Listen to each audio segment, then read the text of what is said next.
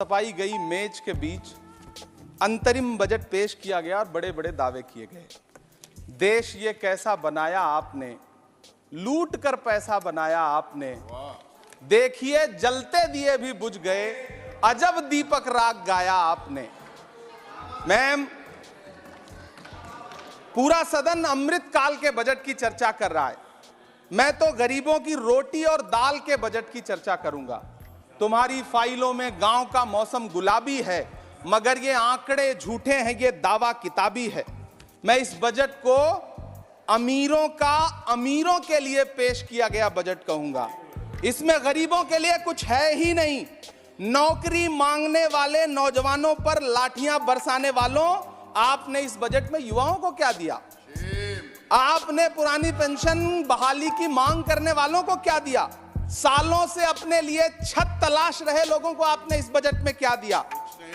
और फिर आपको पूरी उम्मीद है कि पूरा देश आपके इस पेश किए गए बजट पे लहालोट हो जाए, तालियां पीटे, मंगल गान गाए।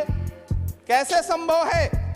मैं सदन में खड़ा होकर के इस बजट पे चर्चा करते हुए कहना चाहता हूं कि इस बजट में फुटपाथ पर रहने वाले, छप्परों में रहने वाले, झुग्गियों में रहने वालों के लिए क्या है, उनके लिए क्या है? जो प्रधानमंत्री के किए गए वायदों की बाट जोह रहे हैं। हर साल फरवरी की खूबसूरत सुबह और सजी हुई संसद से बरसते हुए झूठे वायदों की जवाबदेही कौन तय करेगा? कौन बताएगा कि 2022 में प्रधानमंत्री जी जो सबको पक्का मकान देने वाला वायदा किए थे उसका क्या हुआ? लोगों के सरों पर छत देने वाले प्रधानमंत्री जी के जुमलों से अलग उन्हें यह क्यों नहीं दिखता कि राज्यों में बैठे हुए उनके नुमाइंदे लोगों के सरों की छतें उजाड़ रहे हैं?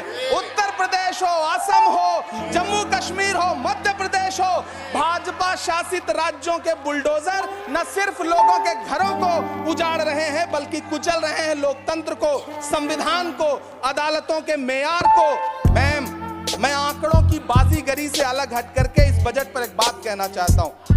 आंकड़े तो ऐसे हैं इस बजट के, ये कह रहे हैं 4 करोड़, वित्त मंत्री जी 3 करोड़ कहती है, प्रधानमंत्री जी 4 करोड़ कहते हैं। पहले तो आप इस झूठ में ही आपस में ही सलट लीजिए कि 4 करोड़ सही है या 3 करोड़ सही है।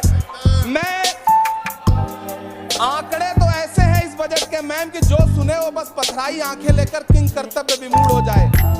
लेकिन झील में पानी बरसता है हमारे देश में, झील में पानी बरसता है हमारे देश में, खेत पानी को तरसता है हमारे देश में, जिंदगी का हाल खस्ता है हमारे देश में, दूध महंगा खून सस्ता है हमारे देश में। मैम, रोजगार, महंगाई, किसान, मनरेगा, पेट्रोल डीजल के दाम, गैस सिलेंडर के दाम, फसलों की एमएसपी की गारंटी, इन सब जन सरोकार की बातों से इस बजट का कोई लेना देना नहीं। हमारे ट्रेजरी बेंच के साथी हंगामा कर रहे हैं। मैं तो कहना चाहता हूं मैम, वो एक बार इनके एक नेता एक गांव में गए और उन्होंने गांव में कहा कि गांव वालों आओ, मैं तुम्हारी समस्याएं समाप्त करना चाहता हूं। गांव वाले इकट्ठा हो गए। नेताजी ने गांव वालों से कहा बताओ तुम्हारी 2 समस्याएं बताओ, मैं दोनों समस्याओं का यहीं पे समाधान करूंगा। तो गांव वालों ने कहा साहब हमारी पहली समस्या है कि हमारे यहाँ कोई हॉस्पिटल नहीं है। तो नेताजी ने मोबाइल निकाला, कहीं फोन मिलाया और मिला के फोन पे पता नहीं क्या कुछ कहा कि यहाँ गांव में हॉस्पिटल नहीं है, हॉस्पिटल तुरंत, यहाँ हॉस्पिटल चाहिए।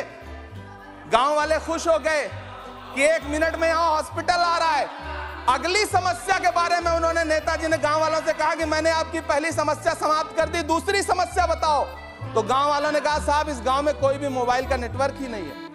ये है इनके काम करने का तरीका, ये है झूठ बोलने का तरीका। इन्होंने वायदे किए बड़े बड़े, जो 10 साल के इनके वायदे हैं, मैं उनके बारे में बात करूंगा। वायदों से ज्यादा इनके नारों पे बात करूंगा। पहला नारा था बहुत हुई महंगाई की मार, अब की बार मोदी सरकार। आइए इस नारे की समीक्षा करते हैं। पेट्रोल, डीजल, गैस, ये तो बड़ी बड़ी बातें हैं। आटा, चावल, दूध, दही, पनीर, छाछ, सब चीज पे जीएसटी।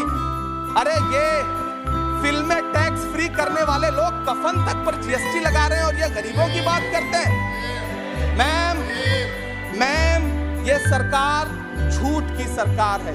ये सरकार के जितने दावे हैं सब खोखले हैं। आज प्रधानमंत्री जी कह रहे थे सबका साथ सबका विकास। ये कैसा सबका साथ सबका विकास है कि मौलाना आजाद ने नेशनल फेलोशिप आपने बंद कर दी, आपने माइनॉरिटी डिपार्टमेंट का बजट घटा दिया। आप कह रहे हैं सबका साथ सबका विकास, आप बात करते हैं